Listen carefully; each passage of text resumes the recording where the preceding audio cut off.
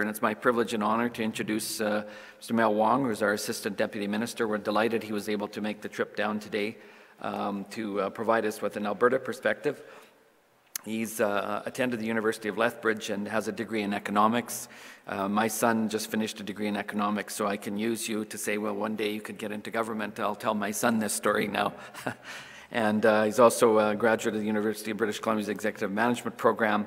He's been with the Alberta Treasury originally in '79, and then since '05 he's been engaged as the Deputy Minister in Advanced Technology and Enterprise. Now I believe the name has changed, and he's been a real champion and spearheaded a lot of work in innovation in Alberta over the last 4 or 5 years, and we're very privileged to be able to hear him speak about the innovation agenda in Alberta. Let's welcome Mel Wong.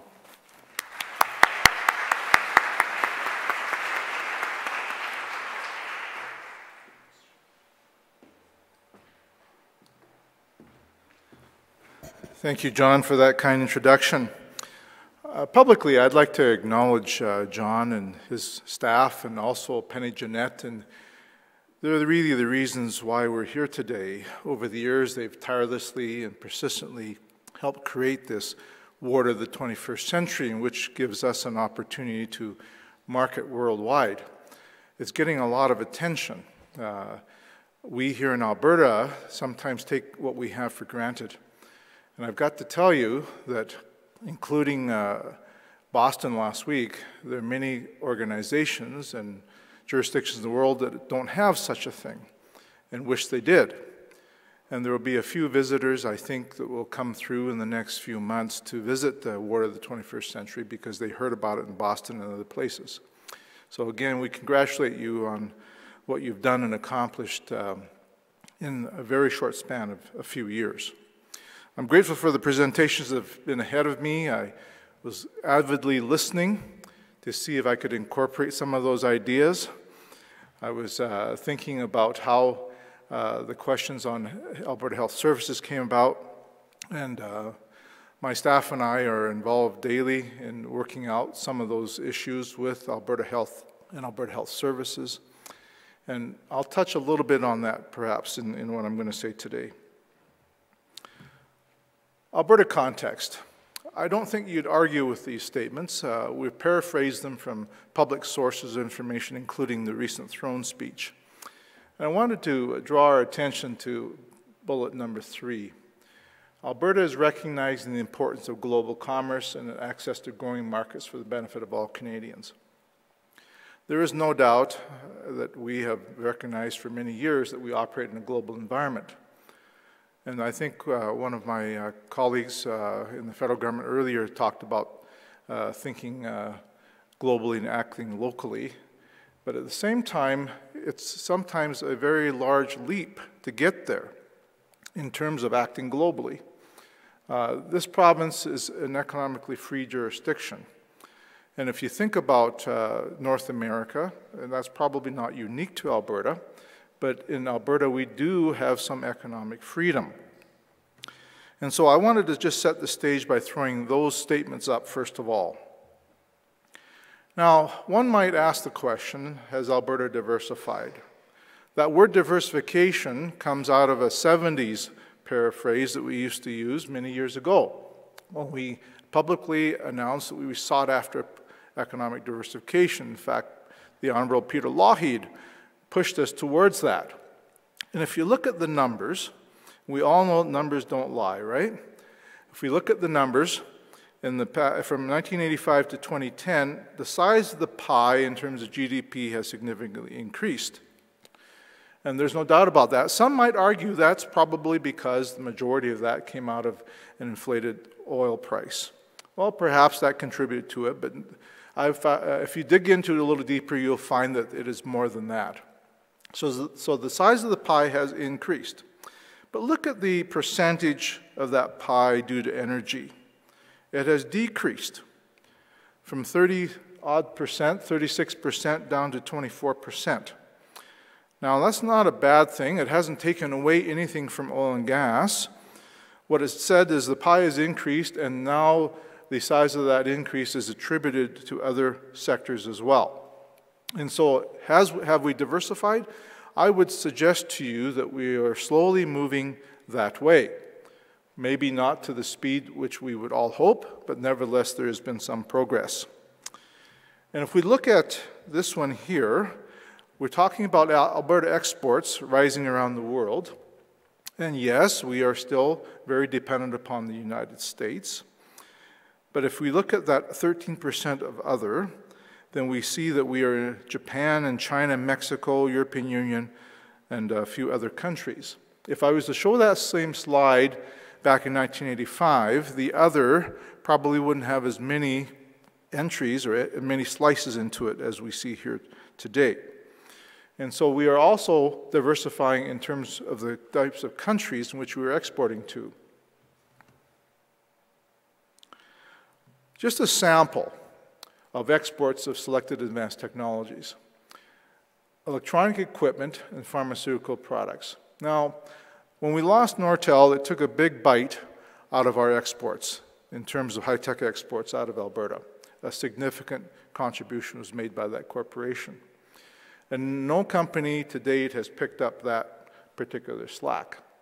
We see modest increases in terms of most of the electronic equipment, and we see basically a very small decrease in pharmaceutical products. Now that doesn't include medical devices, and which is probably another story which if we had some time, we could talk a little bit more today. But nevertheless, we need to continue to grow our companies so that they get to that point of exporting. One of the phenomena that all of us have observed over the years is that if we have high-tech entrepreneurs that have contributed to diversification and have grown up in the innovation environment here, they tend to develop a successful company, and then they sell out and then retire, or they sell out and then they do something else, which may not be in the technology sector. Some of them do turn into investors, though. And so we lack that phenomena of serial entrepreneurs, which shows up quite repeatedly in other jurisdictions. Another chart which shows that employment in the knowledge sectors are increasing. We see employment data in the high technology industry and employment data in high and medium high technology manufacturing industries. And so the trend is heading in the right direction. The curve is maybe not be as steep in the first one as we would hope, but nevertheless it is heading in the right direction. Behind all of that would be the expenditures we've made in research over the years, and you see in 2009 significant outlay of research expenditures by the government of Alberta and the federal government, and you see businesses spent almost half of that, which is kind of interesting in this province. 7% of Albertans work in the knowledge-intensive industries. A small percentage of companies are knowledge-intensive. And patents are modest in 2007 at 246. Scientists and engineers, 8% of the workforce, although we do have historically had as well the highest percentage per capita of engineers in Canada. Small businesses continue to be our mainstay. These numbers are not foreign to you. They're not unique to Alberta either. But it gives us, again, a context or a sense of what we need to improve upon. If I delve down in the life science industry, we see revenues are modest. Medical devices revenues are also modest. But nevertheless, we do have an industry. And it is characterized by a number of companies that have come and gone. Come and gone meaning that they've left, or they've come and been sold out, or they've simply, the IP has been transferred somewhere else or to someone else. And we have yet, perhaps, to hit a number of home runs. There are a few modest home runs, perhaps, that we can brag about. But this industry, it continues to persevere. We've lost a number of entrepreneurs in this province who have contributed greatly to this industry in Alberta. They have been serial entrepreneurs as well. But due to health and age, they've passed on. And we haven't had that replacement factor necessarily yet. At least it's not been publicly apparent. And Alberta investments, notably in oil sands, medical research, science and engineering, ICT, Nano and Alberta's action plan bringing technology to market were some of the components over the years which have contributed to that innovation environment. We know the Premier is speaking about oil sands, or AOSTRA 2. What that will look like, we have yet to see. We'll find out perhaps in the months ahead. There have been a lot of discussion over the last few years about the disappearance of medical research funding. As I spoke to Jacques the other day, Jacques Magnon, who heads up Alberta Innovates Health Solutions, he acknowledges that maybe the message has not got to the end of the row as well as it could have. In reality, he told me that while if you turn the clock back a few years ago, there's $50 million available for medical research funding. Now there is $105 million, so this actually more than doubled. What comes with that, of course, is much more involvement and much more accountability. Now, our mainstay in terms of innovation industries include energy. We can never be able to ignore that. There's a lot of innovation being done in energy and oil gas. We know that some of those innovations are adaptable to other industries and other verticals. We see that in geomatics, for example, and we see that in other related sensor-based technologies. We see that of our natural resources that has contributed to the bio and biomass industries in terms of new energy source development, etc., and agri-food. Now, healthcare is an interesting topic, and as we look at that, we do know the potential that can come from healthcare and the health industry in terms of leading-edge innovations, but also help propel maybe our economy further into economic diversification. Research spending. If I delve down a little bit deeper into health industry or health sector, we know that, again, about health innovation solutions. And now something new that has supported the innovation environment in health industry is product listing agreements, which Alberta Health and Wellness at the time created and has released. And basically there are 4 or 5 different ways of doing that in terms of pharmaceutical companies and biotech companies entering in agreements with the province to provide a drug listing, but at the same time, in one particular example, in return, invest in the province in research and development.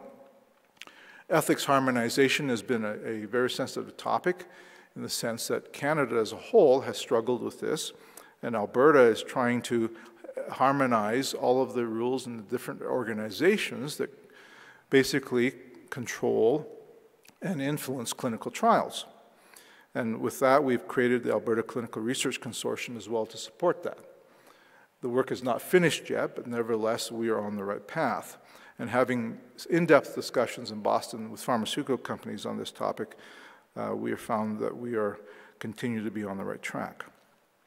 Something that perhaps did not get as much airtime is the Alberta Health Innovation Research Strategy between Alberta Health and Wellness, and now we call ourselves Enterprise and Advanced Education. This strategy allows the 2 ministries to, on behalf of the Government of Alberta, to coordinate priority areas of health industry research. And of course, with that, work on translational pathways to commercialization based on that research.